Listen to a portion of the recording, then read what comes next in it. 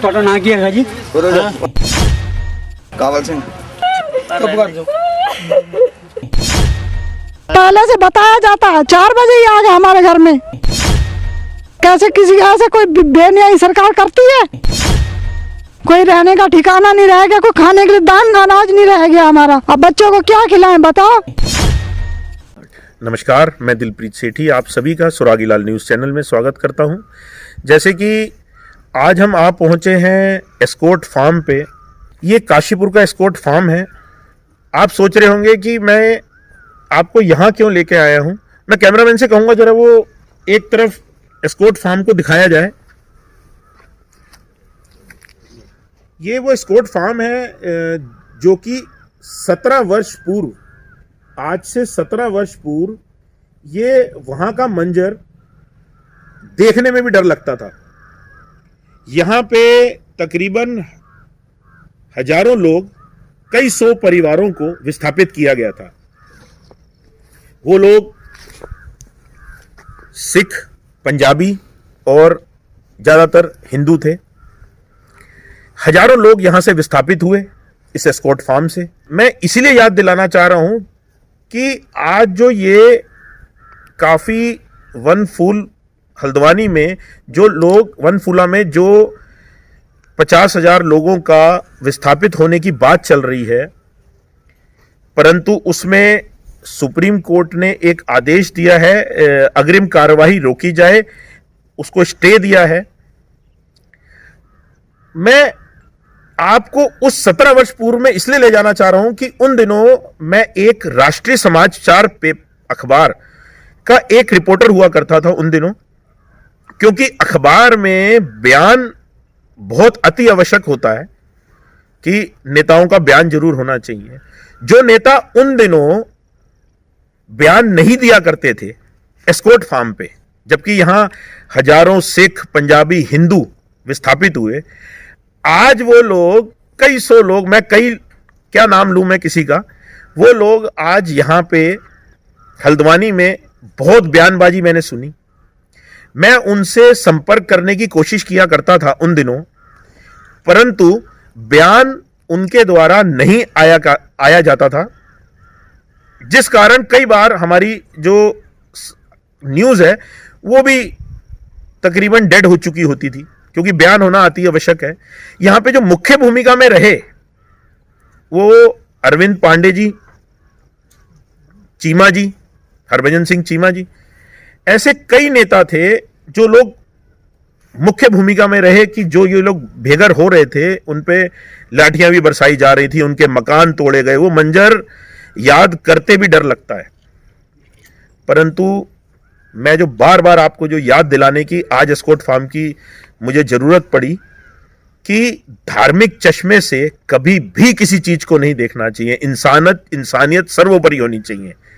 तो जो लोग उन दिनों बयान देने से गुरेज करते थे, आज वो लोग यहां पे बयान दे रहे हैं, तो ये कहीं ना कहीं इसमें सुधार लाना पड़ेगा। आपको इंसानियत सर्वोपरि रखनी पड़ेगी, ना कि पार्टी या वोट बैंक से ऊपर राजनीतिकरण, खास करके राजनीतिकरण, ऐसी चीजों पे राजनीतिकरण नहीं होना चाहिए। बाकी यहां के जो विस्थापित हुए कुछ लोग हैं, हम उनसे आपको अभी रूबरू कराएंगे, जो लोग आज भी वो दर्द झेल रहे हैं। मैं एक एक करके आपको उनके पास लेके जाऊंगा। सबसे बड़ा जिनका घर था सरदार जरनैल सिंह, उनका जो मकान था उसको तोड़ा गया। आज हम उनसे आपको रूबरू कराना चाहते हैं और जो वो कहें कि जो हल्द्वानी में उन्होंने मंजर देखा और उसके बाद यहां देखा, तो वो क्या समझते हैं कि क्या होना चाहिए उनके साथ, तो शायद उनके जो दिल का दर्द है वो बयान नहीं कर सकते। और हम उनसे आज 17 वर्ष बाद रूबरू हुए हैं, तो क्या कहना चाहेंगे जी आप? भाजपा ਦੇ ਬੰਦੇ ਆਏ ਸੀ, ਮਤਲਬ ਹੋਰ ਕੋਈ ਨਹੀਂ ਆਇਆ। ਤੇ ਦੂਜਾ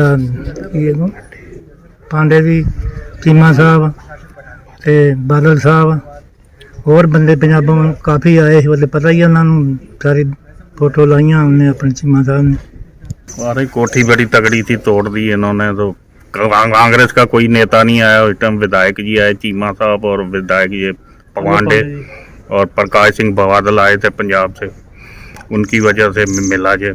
बहुत आदमी आए उस टाइम, कांग्रेस का कोई नेता नहीं बोला आगे आके उस टाइम। तो मैं जानना चाहूंगा कि आपको अब क्या लग रहा है और उन दिनों क्या मंजर था यहाँ का? बहुत हाल थी इसमें, बहुत ज्यादा जो जाम जाके बैठे, मतलब बीजेपी लोग हमारी हेल्प करी है, तब हम उसमें बचे। अरविंद पांडे जी, चीमा साहब ने बड़ी हेल्प की है, तब जाके हम सब बैठे हैं।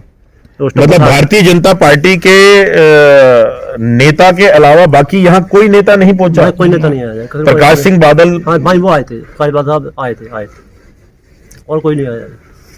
प्रकाश सिंह बादल आए, चीमा साहब आए, अरविंद पांडे जी आए, और कोई लोग नहीं आए यहाँ पे। उस टाइम 1 जनवरी का दिन था, इससे भी ज़्यादा ठंड का माहौल था। तो यहाँ कम से कम 5000 की पीएससी कमांड और पैरामिलिट्री फोर्स थी, जिसमें यहाँ बहुत बड़े घर थे। ये सरदार जर्नैल सिंह और जो लोगों थे, इनको सुबह सुबह आकर बलडोजरों से तोड़ना शुरू कर दिया, जिसमें हमारे माननीय अरविंद पांडे जी और चीमा साहब ने बड़ी छुप छुपा के यहाँ पहुँचे और इन्होंने इनका विरोध करा और इनको भी मारा पीटा। और चीमा साहब तो बहुत बुरी हालत में हो गए, उन्हें उठा के हम साथ में ले गए। और जिसमें बहुत इतना हाल था कि जैसे लोग उस टाइम पाकिस्तान से उजड़ के आए थे, उससे भी ज़्यादा मंजर बुरा हाल हो गया था यहाँ से। अगर उस टाइम चीमा साहब ने और अरविंद पांडे जी ने लोगों की मदद नहीं की होती, तो शायद सरकार की मनसा थी यहाँ के किसानों को इनकाउंटर करने की। वो खुद भी 7 दिन जेल में रहे, यहाँ के लोगों की लड़ाई लड़ी, तब जाके यहाँ के लोगों को उजड़ा हुआ जैसा टूटा फूटा घर मिला, मकान मिला, कहीं बसने की जगह मिली, छिपने की जगह मिली। लोगों ने रात को सर्दियों में, ठंड में खेतों के बीच में लेट के रातें काटी। पुलिस ने ऐसा छावनी बना दिया जैसे इन लोगों ने कोई गुनाह का रखा हो, कत्ल किया होगा, या इन्होंने कोई डकैती डाल दी साहब। इनकी औरतों को मारा गया, पीटा गया, ना ये देखा कि किसको लाठी लग रही, बच्चों को लग रहा है। ठंड का मौसम है, बच्चे बेचारे बीमार होंगे, मरेंगे, क्या होगा, किसी को कुछ नहीं देखा गया। ये सारा एरिया जिसमें आज सरकार ने IIM बना दिया, लोग उजाड़ा गया, लोगों के घर टूटे गए। आज आप देखो ना, यह भसता हुआ गाँव था, लोग चहलकदमी थी यहाँ। आज पूरा मंजर एक वीराना बन गया है। आज आप हल्द्वानी की बात करते हैं, और उस टाइम जो आज लोग नेता जो आज ये कह रहे हैं कि साहब हमने ये काम किया है, उस टाइम वही लोग थे जिन्होंने इस स्कॉट फार्म को उजाड़ा था। आज वो बढ़ चढ़ के बात कर रहे हैं। क्या उनका जमीन उस टाइम सो गया था, आज जिंदा हो गया? तो यही भाजपा की सरकार थी जिन लोगों ने बसाने का काम किया था। 2006 में स्कॉट फार्म को लेकर के जमीन का विवाद था। जमीन जो है वहाँ पर लोग बरसों पहले 20-20 साल से लोग किसान जमीन खरीद के बैठे हुए थे, और कांग्रेस की सरकार ने उनको उजाड़ना चाहा। उजाड़ने के लिए उन्होंने 3000 की फोर्स लेके और चारों तरफ से कुलेसरी को घेरा डाल लिया था, और वहाँ पर लोगों ने इकट्ठा होकर क्षेत्रीय विधायक हरभजन सिंह चीमा जी और बाजपुर से विधायक अरविंद पांडे जी सुबह 4 बजे वहाँ पहुँच गए लोगों को साथ लेकर के, और ज़बरदस्त विरोध हुआ। इन्होंने लाठियाँ भी खाई पुलिस की और वहाँ अड़े रहे। अड़ने के बावजूद विरोध करने की वजह से ही ये लोगों को ज़मीन बच पाई और लोगों को ज़मीन मिली। और आज जो वहाँ लोग बैठे हुए हैं, ये अरविंद पांडे और विधायक हरभजन सिंह चीमा की ही देन है, जो लोग आज भी वहाँ बसे हुए हैं। हमारा जो उद्देश्य है वो कोई राजनीति किसी पार्टी के खिलाफ नहीं है, परंतु ऐसी जो समस्याएं हमारे समाज में आती हैं, तो उसमें मानवता को बहुत ज्यादा ऊपर रखना चाहिए। राजनीति नहीं होनी चाहिए, किसी भी पार्टी द्वारा राजनीति ऐसी जगह पे नहीं होनी चाहिए। वोट बैंक की राजनीति से ऊपर उठकर मानवता को सर्वोपरि मानते हुए उनके दुख में उनको सहयोग करना चाहिए। पांडे जी, आजकल एक मामला जो चल रहा है वनभूलपुरा का, हल्द्वानी का, उसमें बहुत सारे लोग इसे धर्म का एंगल देने का प्रयास कर रहे हैं, राजनीतिक लाभ लेने का ये प्रयास हो रहा है। परंतु हमारा विषय है कि आज से कुछ वर्ष पहले जब एस्कॉर्ट में ये मामला हुआ था, उसमें भी हजारों लोगों को वहाँ से हटाया जा रहा था। उस वक्त वो लड़ाई आप लड़ रहे थे। तब के परिवेश में और अब के परिवेश में आप क्या फ़र्क देखते हैं? मैं वह काला दिन कभी नहीं भूल सकता कि यही ठंड के दिन है और पुलिस के माध्यम से कांग्रेस की गवर्नमेंट थी।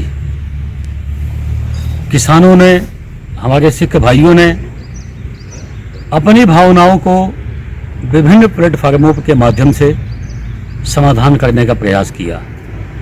ऐसा कोई नेता नहीं बचा जहां हमारे किसान लोग अपने आप को बचाने के लिए ना गए हों। सबने आश्वासन भी दिया, लेकिन अफसोस की बात यह है कि आश्वासन देने के बाद भी पुलिस की ताकत के माध्यम से उन लोगों के फार्म हाउस खाली कराए गए, जमीनें खाली कराई गई, घर से सामान निकाल के फेंका गया, घरों में आग भी लगाए गए। कुछ वहाँ के स्थानीय लोगों ने हमको भी कहा था, मेरा दायित्व बनता था, मैं पड़ोस की विधानसभा में विधायक था, मैं उस समय मैं बाजपुर से विधायक होता था। जब वहाँ पहुँचा तो जो हालात थे, हम उन हालातों को शब्दों में नहीं कह पाएंगे। ठंड के दिन हजारों हमारे सिख भाई, बुजुर्ग लोग, जिसकी क्षमता खड़े होने के लायक नहीं थी, वृद्ध माताएं, पुलिस उनको धक्के मार रही थी, बुजुर्गों के सर से पगड़ी हटाई जा रही थी, लाठियां भाजी जा रही थी। ऐसे माहौल में हम खड़े हुए और भगवान का, वाहेगुरु का मैं धन्यवाद देना चाहूँगा कि वहाँ की जनता की जो मांग थी, उस मांग के लिए वहाँ लड़ा गया, संघर्ष किया गया। और मैं कह सकता हूँ, मैं गवाह हूँ, जो स्थानीय युवा, हमारे बुजुर्ग, माताएं, बहनें, बेटियाँ, कितने लोग पिटे, कितने लोगों के हाथ पांव तोड़े गए कांग्रेस की गवर्नमेंट होते हुए। मैं उसके बारे में तो ज़्यादा नहीं कह पाऊँगा, मैं अपनी बात बोल रहा हूँ। मुझे विधायक होते हुए कांग्रेस की गवर्नमेंट थी, लोगों को न्याय दिलाने के लिए मैं गया था वहाँ, और मुझे कम से कम पुलिस ने कितनी बर्बरता मेरे साथ की, क्या क्या यातनाएं मुझे दी, मैं शब्दों में नहीं बता सकता, लेकिन एक एक पल मुझे याद आता है। और मुझे जब वो घटना याद आती है तो मुझे कांग्रेस का जो कैरेक्टर है वो मुझे याद आता है। चाहे 1984 का दंगा हो, जिसमें हजारों लाखों सिखों को बेवजह नौजवानों की हत्या की गई। कांग्रेस के नेता बोलते थे कि जब बड़ा पेड़ कोई ढहता है तो तूफान आता है। निर्दोष नौजवान बच्चों के गले में टायर डाले गए, पेट्रोल डाले गए, जला के मार डाला गया। वो सब याद आता है तो हमें लगता है कि स्कॉट फार्म भी उससे छोटी घटना नहीं थी। स्कॉट फार्म में भी बहुत से किसानों को उजाड़ा गया, हाथ पांव तोड़े गए और उनको जमीन से बेदखल किया गया। लेकिन आम जनता ने कमर कसी, भारतीय जनता पार्टी ने कमर कसी। और मुझे खुशी है कि हमारे चीमा जी हैं, जो इस समय पूर्व विधायक हैं, हम दोनों लोगों ने मिलकर, और भी कई किसान यूनियन के नेता, एक दो सम्मानित लोग हैं जो आज हमारे मध्य में नहीं हैं, वो स्वर्गवासी हो गए। चौधरी राय सिंह का नाम मैं कभी लेना नहीं भूलूंगा। हम लोगों ने साझा मंच बनाया और जनता की लड़ाई लड़ी, और जनता को न्याय भी दिलाने में, पूरा न्याय तो हमको नहीं मिला, पूरा न्याय नहीं मिला, बहुत लोगों का अपमान हुआ, लेकिन न्याय मिला, थोड़ा मिला। आज भी हम उसकी लड़ाई लड़ रहे हैं और हमारी कोशिश है कि जिन किसानों को वहाँ से बेदखल किया गया उनको पूरा न्याय मिलना चाहिए। और हमें इस बात की खुशी है कि हमारी गवर्नमेंट उसके लिए बड़ा मन बना बैठी है।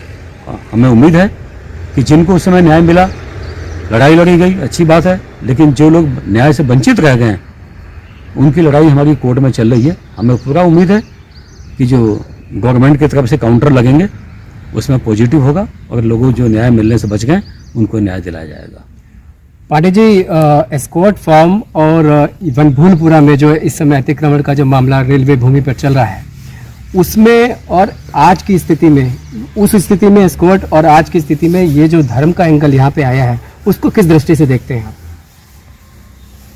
पहली बात तो भाई साहब, ये पूरा विषय कोर्ट के अधीन चल रहा है, न्यायपालिका के अधीन चल रहा है, तो इस पर कोई टिप्पणी करना वो ठीक नहीं है। लेकिन फिर भी मैं आपसे कहना चाहूँगा कि आप तुलना कीजिए, किसान जो वहाँ एस्कॉर्ट फार्म में बैठे थे वो शांतिपूर्वक न्याय मांग रहे थे, लेकिन उनको ठंड के दिनों में, इसी ठंड के दिनों में घर से निकाल के पगड़ियाँ उनकी सड़क पे फैली हुई थी, उनका अपमानित किया गया, पीटा गया, माताओं बहनों को पीटा गया। और आज भारतीय जनता पार्टी के कार्यकर्ताओं की, आम जनता की सरकार है, हमारे मुख्यमंत्री धामी जी हैं।